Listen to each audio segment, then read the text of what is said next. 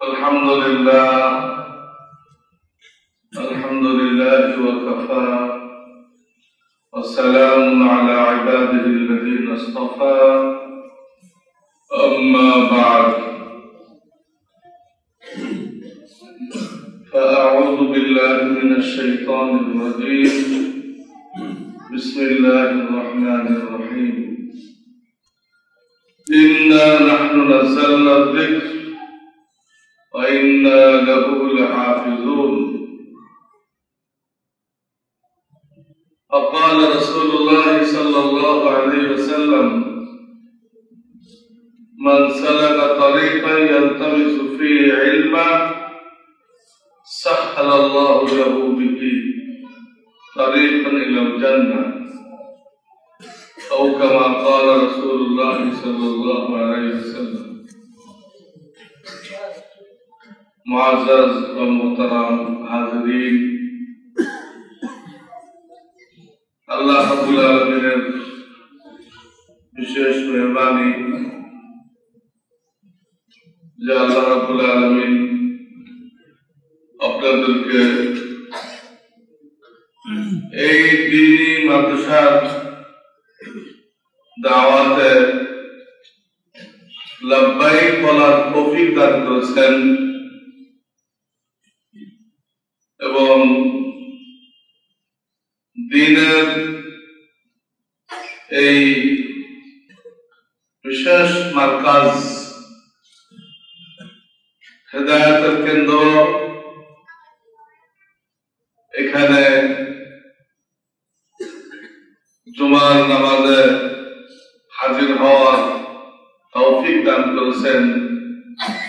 সর্বোপরি দ্বীনের জন্য জান মাল কুরবানি করার তৌফিক দান করেছেন, এর জন্য আল্লাহর শুকর, আলহামদুলিল্লাহ। আমি কোরআনে কারীম থেকে আয়াত পড়েছি। এই আয়াতের মধ্যে আল্লাহ রাব্বুল আলামিন ইরশাদ ফরমাইতেছেন যে কোরআনে কারীম সর্বশেষ আসমানি কিতাব, এটা আমি রব্বুল আলামিন নাযিল করেছি এবং আমি এটা হেফাজত করার দায়িত্ব নিয়েছি। তো হেফাজত তো আল্লাহ করবেন, তবে তারাই ভাগ্যবান যাদেরকে আল্লাহ এই কোরআনের হেফাজতের জন্য কবুল করবেন, সুযোগ দিবেন। কেউ চাইলেই করতে পারে না, সারি কাজ আল্লাহ নিজে দায়িত্ব নিয়েছেন। আল্লাহ নিজের কাজ, আল্লাহ নিজের কাজটা দেখেও করে ফেলবে, সেই লোকটা তো আল্লাহ নিজে হইতে হবে। তার ভিতরে সে ইখলাস থাকতে হবে, লিল্লাহিয়াত থাকতে হবে, আল্লাহর মহব্বত থাকতে হবে, রাসূলের ইশক থাকতে হবে। তখন আল্লাহ তাকে এই কাজের জন্য কবুল করবেন, সুযোগ দিবেন, আশার তৌফিক দিবেন। এই জন্য কিতাবে লিখছে তুমি করো, এই কথা বলো না, তুমি বলো যে আল্লাহ আমাকে দিয়ে করাই দিচ্ছেন, আমার করার কোনো শক্তি নেই। আল্লাহ করাই দিচ্ছেন মহব্বত করে। আপনার জন্য দোয়া আছে, মুরব্বিয়ান ইকরামের দোয়া আছে, বা কোনো বিশেষ নেক আমল আছে, যার ওসিলায় আল্লাহ আপনারটা কবুল করেছেন। আপনার থেকে অনেক বেশি পয়সাওয়ালা, সম্মানী, নামি দামি ব্যক্তি আছে, কিন্তু আল্লাহ তাদেরকে এই ময়দানের জন্য কবুল করেন না। তাদের মাল অনর্থক ব্যয় হয়েছে, সম্পূর্ণ বেহুদা কাজের জন্য ব্যয় হয়েছে। যার জন্য কোনো সওয়াব হবে না, আযাব হবে। সওয়াব হবে না, আখিরাতে পাকড়াও হবে। গুনাহে জারিয়া করতেছে, গুনাহে জারিয়ার জন্য তাদের মাল ব্যয় হয়েছে। আল্লাহ আপনাদেরকে হেফাজত করেছেন, আল্লাহ সফল। এর জন্য সারা জীবন আল্লাহ শুকরিয়া আদায় করতে হবে। বিশেষ করে এই কওমি মাদ্রাসা, এইটা হলো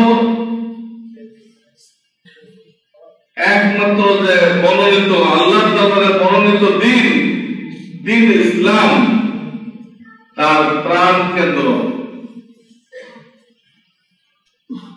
এখান থেকে এলমে ওহীর ধারক বাহক ওয়ারাসাতুল আম্বিয়া, নায়েবে নবী তৈরি হয়। তারা দ্বীনের যত লাইনের কাজ আছে, সব লাইনের কাজ আঞ্জাম দিয়ে থাকে। দ্বীনের সকল লাইনের কাজ এক সমান চলতে থাকে।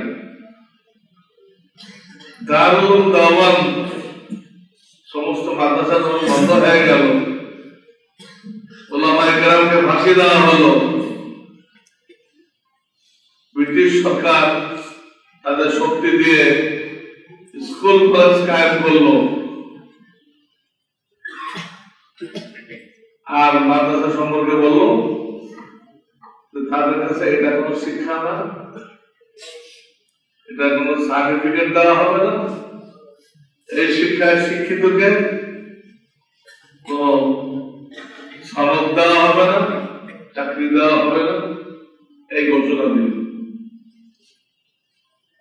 ওই সময় কিছু আল্লাহ বান্দা দেওবন্দের মধ্যে একজন ছাত্র একজন শিক্ষক নিয়ে মাদ্রাসা শুরু করলেন, একটা তালিম কাছে নিচ্ছে। আজকে প্রায় 130-35 বছর হবে।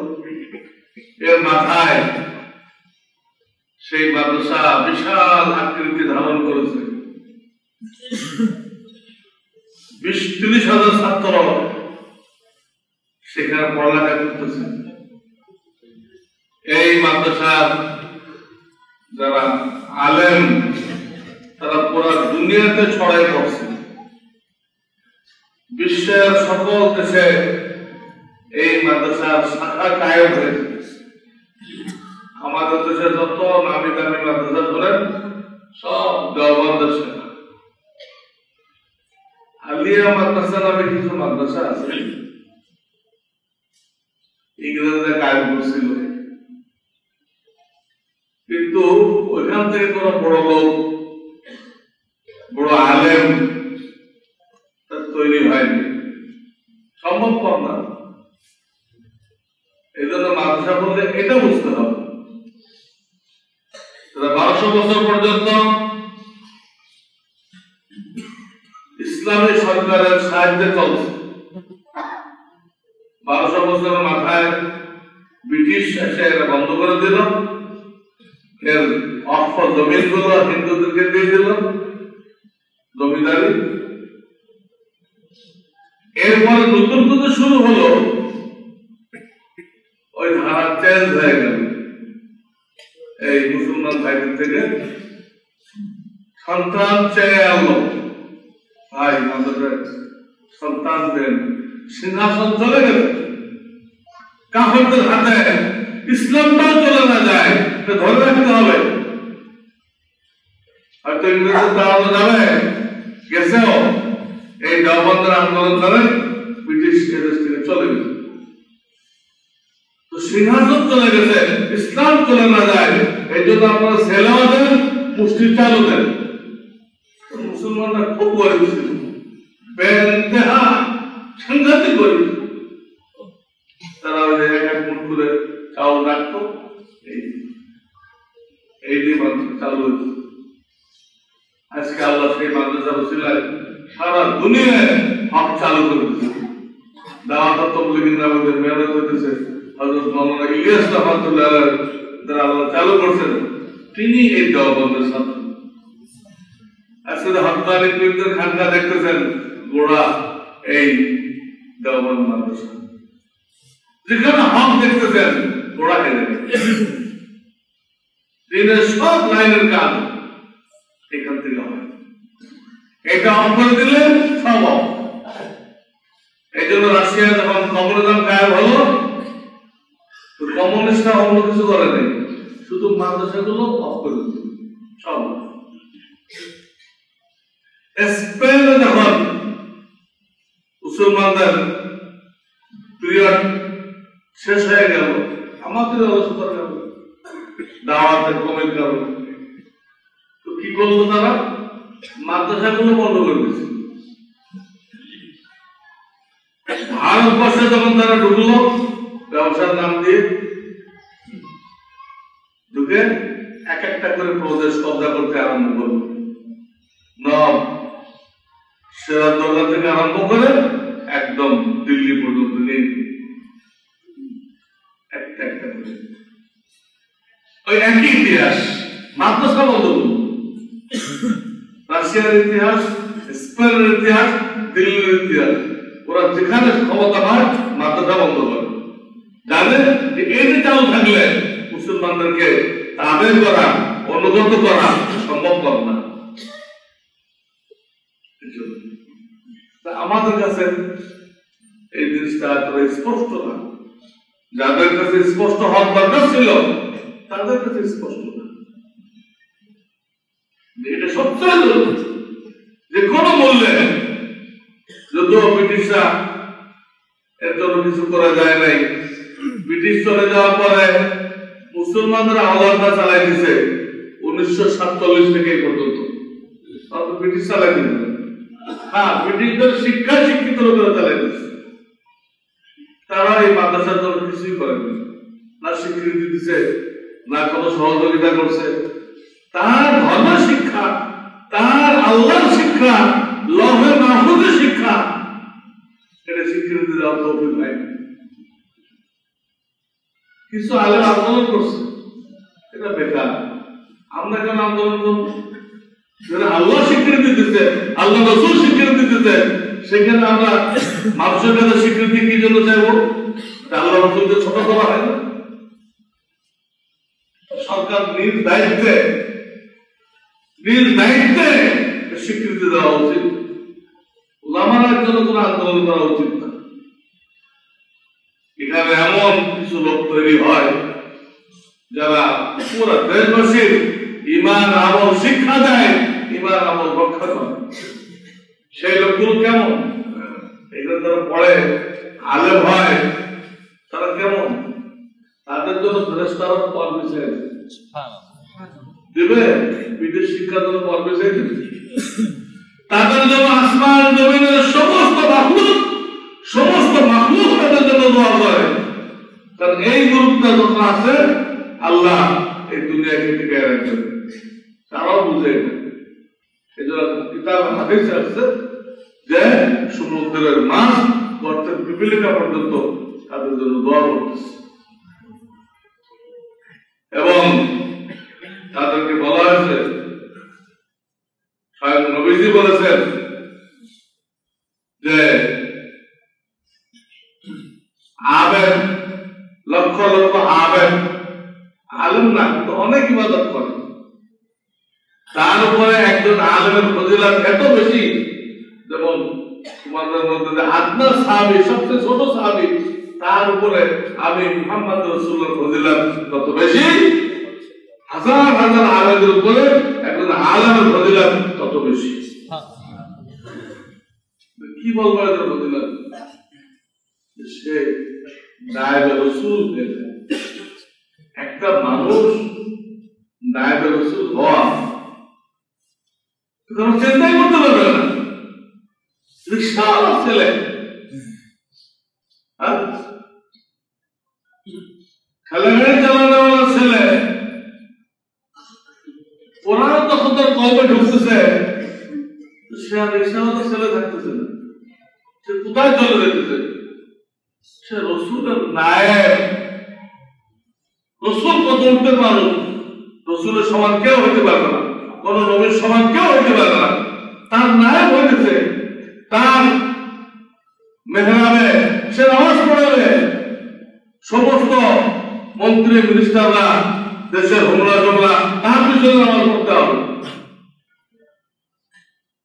সে মেম্বারে বসে হেদায়েতের কথা বলবে, সবাইকে শুনতে হবে। এখানে কোন মন্ত্রী মিনিস্টারকে কথা বলার সুযোগ নেই, বলতে পারবে না, সে এলেন তারা রাখে না।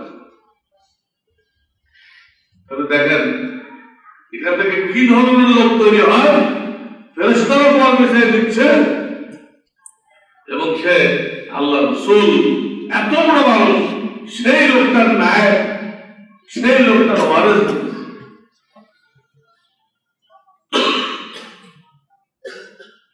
তার বাপ মায়ের কি লাভ হয়েছে?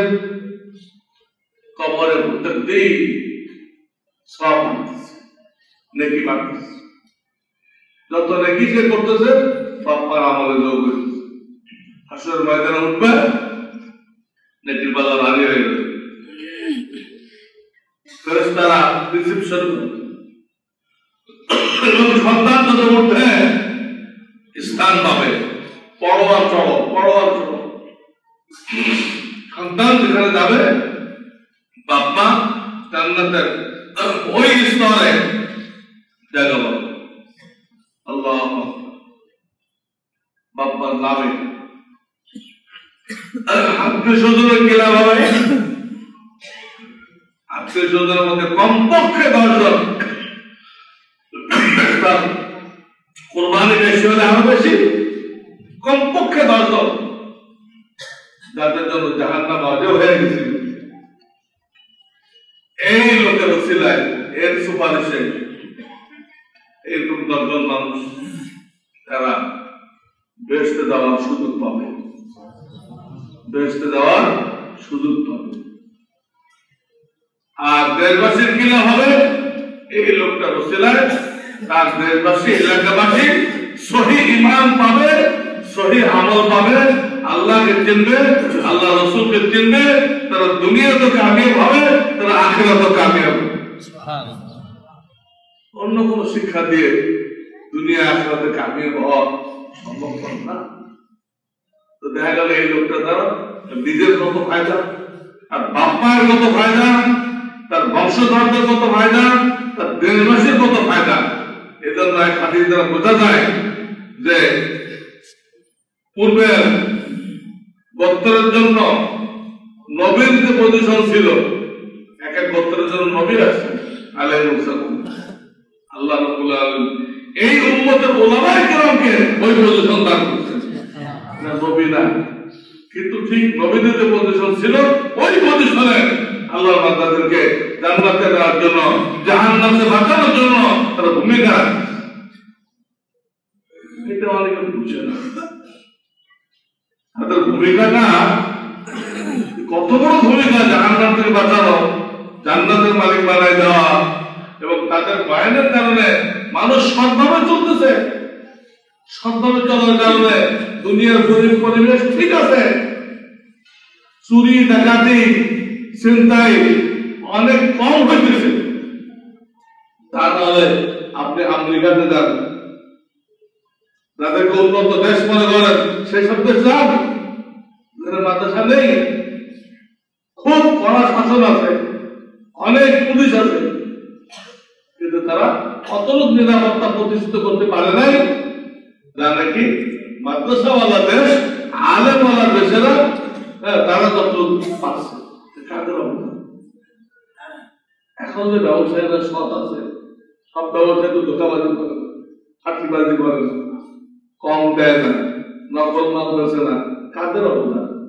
ওলামাদের অবদান। এখন আমরা শত ডাকতেছি, ওলামাদের অবদান। এখন আমরা বাপের নাম লেখাইতে পারতেছি, ওলামাদের অবদান। হাজারো দেশ আছে বাপের নাম লেখানো কাজ জানে, মায়ও জানে না, বাপ মায়ের নাম লাগাইতে। আলহামদুলিল্লাহ আমরা প্রত্যেকে বাপের নাম লাগাইতে পারতেছি। এখানে বিবাহ ছাড়া সন্তান অপরাধ, কিন্তু অনেক দেশে অপরাধ না, মামুলি ঘটনা, তারা জানার করতে চলে গেল। ওলামাদের অবদানটা বুঝতে হবে। শুধু আখিরাতের ফায়দা হচ্ছে তা না, দুনিয়াতে এখন তো পরিবেশ ঠিক আছে, মানুষ আল্লাহকে ভয় করে চলতেছে, অনেক ভালো আছে। এই জন্য ভাই আল্লাহর নেয়ামতের শুকর আদায় করতে হবে, আমরা সেই প্রতিষ্ঠানের খাদেম হওয়ার তৌফিক লাভ, সেই প্রতিষ্ঠানের খাদেম হওয়ার তৌফিক লাভ করেছে। আজকাল অনেকের মুখে শোনা যেতে যে এটাকে আধুনিকায়ন করা হবে, রেলে সাজানো হবে। এটা তাদের বুঝ না থাকার দলিল। এটাকে আধুনিক করা যাবে না। এটা 1400 বছর আগে আল্লাহ রসুল যেভাবে রেখে গেছেন ওইভাবে আছে, ওইভাবে থাকতে হবে। এটাকে পরিবর্তন করলে এখান থেকে আর আল্লাহ আলেম, হক্কানে আলেম তৈরি হবে না। কোন মিল ফ্যাক্টরি এক্সপার্ট ছাড়া চলতে পারে না। এক্সপার্ট না থাকলে আজকে একটা নষ্ট, কালকে এটা নষ্ট, পরে এটা বন্ধ, কোনো কিছু চলতে পারে না। ইসলাম একটা ধর্ম, এটা এক্সপার্ট না থাকলে চলতে পারবে না। এই ইসলামের এক্সপার্ট পারদর্শী লোক এখানে তৈরি করা হয়। দুনিয়ার আর কোন স্কুল কলেজ আলিয়া ফালিয়া যা বলেন, কোন জায়গা থেকে ইসলামের এক্সপার্ট, কোরআন হাদিসের এক্সপার্ট তৈরি হয় না। শুধুমাত্র এখানে তৈরি হয়। এই গ্রুপ আছে, আপনি সহি ইসলাম পাবেন। এই গ্রুপ নেই, তো সেই দেশে সহি ইসলাম পাবেন না। তবে অনেকে মনে করেন এদের তো কোনো ডিগ্রি নেই, মূল্যায়ন নেই, এটা ডাক্তারি পড়ে নাই, ইঞ্জিনিয়ারিং পড়ে নাই। এটা ভুল। আপনি একটা পড়ছেন, একটা বিশেষ কোর্স করছেন, আপনি ডাক্তার হয়েছেন, অবদান রাখতেছেন, ইঞ্জিনিয়ার সব রাখতেছেন, অর্থনীতিবিদ রাখতেছেন, আরো রাখতেছেন। ইনি তো বিশেষ শিক্ষায় শিক্ষিত, বিশেষ অবদান রাখতেছেন। কোন ডাক্তারকে এগুলো তুচ্ছ করা হয় না। ও আপনি তো খালি ডাক্তার হয়েছেন, আপনি তো ইঞ্জিনিয়ারিং এর কিছু তো পড়েন, শুনছেন? ডাক্তার সাহেবকে এইগুলো তুচ্ছ করতে, ডাক্তার হয়েছেন, ইঞ্জিনিয়ারিং তো কিছু জানেন না। আপনি কম্পিউটার চালাচ্ছেন, বলা হয় না। কারণ কেউ দুই ব্যাপারে এক্সপার্ট হয় না, তো তার দ্বারা কোনো কাজ হবে না, বেকার হয়ে এতগুলো হতে গেলে বেকার। ডাক্তারি করে তার ইঞ্জিনিয়ারিং দরকার, তিন ট্যাবলেটের জায়গায় 3 বস্তা সিমেন্ট কিনে দিল, ইঞ্জিনিয়ারিং করতে। তো তারা একটা নিয়ে আছে, একটা এক্সপার্ট, আলেমদের এবার একটা এক্সপার্ট, তাহলে কম কি তার অবদানটা কম করতে। ওরা বলে আলেমরা সমাজের বোঝা, আরে সমাজের বোঝা তো ছিল না, একটু ব্রিটিশরা বানায় দিয়ে গেছে, মাদ্রাসা সম্পত্তি ছিল হিন্দুদেরকে দিয়ে, ব্রিটিশরা বানায় দিয়ে গেছে। তারপর তো তোমরাই ক্ষমতা আসছো, তোমরা একটা পরিবর্তন করো নেই কেন? সমাজের বোঝা হয়তো, সমাজের বোঝা বলো, আসলে সমাজের বোঝা বলাটাও ভুল। কেন? মাদ্রাসায় জনগণের স্বেচ্ছাদানের দ্বারা চলে, স্বেচ্ছাদানের দ্বারা। আর যারা সরকারি চাকরি করে, সরকার টাকাটা কোথা থেকে আসে? ওটা জনগণ থেকে আসে। জনগণ চান্দা কি স্বেচ্ছা? জনগণের কর, সরকারের করগুলো দেয়, এর 12 আনা কর তো অবৈধ কর। ইসলামে কোন আইন আছে? একটা জমি বিক্রি করতে গেলে লক্ষ লক্ষ টাকা সরকারকে কর দিতে হয়, এত লক্ষ টাকা কর হবে? জনগণের টাকাটা সরকার হয়ে ওই টাকা পাইতেছে, সরকারি চাকরি হলো টাকা তো জনগণের। সরকার জায়েজ পন্থায় না জায়েজ পন্থা আসছে দিচ্ছে। মাদ্রাসাটা তো সম্পূর্ণ স্বেচ্ছায়, এখানে কেউ শক্তি প্রয়োগ করে একটা টাকা কেউ আনা সম্ভব না। সরকার উৎস তো করো, তাহলে আপনি সমাজের বোঝা হলেন না, আলেম সব সমাজের বোঝা হলো। কি ধরনের বুদ্ধি হলো, কি ধরনের বিবেচনা হলো? আপনি অবদান রাখতেছেন, আলেম অবদান রাখবেন। আপনার অবদান তো সাময়িক, আলেমের অবদান তো স্থায়ী, আলেমের অবদান স্থায়ী। আমরা পরে বাড়ি খেয়ে পারি, কোনো আলেম পরে বাড়ি খাই, যে দাওয়াত দেয় সে আলেমকে সবচেয়ে আপন মনে করে, মহব্বত করে দাওয়াত দেয়, মহব্বত করে দাওয়াত দেয়। পরে বাড়ি কোথায় খেয়ে আপনাদের বাড়ি। কাজে আপনাদের আবেদন, এদের আওয়াজ তোলা হয়েছে, এদেরকে আপনাদের পক্ষ থেকে তোলা হয়েছে, এদেরকে মডার্ন করতে হবে, মডার্নাইজ করতে হবে। এই আওয়াজটা ভুল, এটাকে এইভাবে রাখতে হবে। আগের সূর্য দিয়ে যদি কাজ চলে, আগের চন্দ্র দিয়ে যদি কাজ চলে, আগের বাতাস দিয়ে যদি কাজ চলে, তো 1400 বছরের তালিম, মসজিদে নববী তালিম, ওই তালিম দিয়ে কাজ এখনো চলবে। মডার্নাইজ করার কোনো দরকার নেই। মডার্নাইজ করবেন, আপনার ধর্মে আপনি কোরআন মানলেন, আপনার ধর্ম আপনি ধ্বংস করে দিলেন। আপনি যে পার্টি করেন, যাই করেন না কেন, আপনার ধর্ম তো রক্ষা করবেন, আপনার ধর্ম তো আপনি বাঁচাইবেন। কোন পাগল আছে নিজের ধর্মকে ধ্বংস করতে চায়? আল্লাহ আছে, সবাই সরকারের জন্য বোঝাতে চেষ্টা করি, এটাকে এই অবস্থা রাখতে হবে, এটাকে মডার্নাইজ করা যাবে। এর সিলেবাসকে কোন অবস্থায় বদল করা যাবে না। এর সিলেবাস বদল করলে ওই আলিয়া যে হালাত আছে সেই হালাত হবে, এখান থেকে এলেম উঠে যাবে, ছেলে পেলে সব নষ্ট হয়ে যাবে, আল্লাহ নবী তৈরি হবে না, আল্লাহ আলেম তৈরি হবে না, ইসলাম ঠিক হবে না। আল্লাহ আমাদেরকে এই মাদ্রাসা কি, এর ভূমিকা কি, আজকে এই মাদ্রাসা বলা হয় বাংলাদেশের ভিতরে ইসলাম আছে, পুরা দুনিয়াতে ইসলাম। কেন না? দেখুন চিন্তা স্বীকার করবে যে বাংলাদেশে বর্তমান বিশ্বে যে ইসলাম আছে, এটা পৃথিবীর কোন দেশে বর্তমান নেই। পুরা সৌদি মিলে 3টা আরবি বিশ্ববিদ্যালয় আছে, আর আমাদের ঢাকা শহরে 50টা আরবি বিশ্ববিদ্যালয় আছে। শুধু ঢাকা শহর, সৌদিতে 3টা, মক্কা একটা, জিদ্দা রিয়াদ একটা, আর মদিনা একটা, আর আমাদের ঢাকায় 50টা আছে। এখানে কত বেশি হচ্ছে, কত বেশি হচ্ছে, কল্পনা করা যায়? আল্লাহ আমাদেরকে মৃত্যু পর্যন্ত এই প্রতিষ্ঠানে জুড়ে থাকার তৌফিক দান করো, আমাদের আল্লাহদেরকে কবুল করো। ইনশাআল্লাহ এটাকে ধরে রাখতে পারলে আমরা সঠিক ঈমান নিয়ে দুনিয়াতে যাওয়ার তৌফিক লাভ করব। ওয়া দাওয়ানা আলহামদুলিল্লাহি রাব্বিল আলামিন। এখন আমরা সুন্নত পড়ে নাই, আমরা 4 রাকাত সুন্নত পড়ে নাই।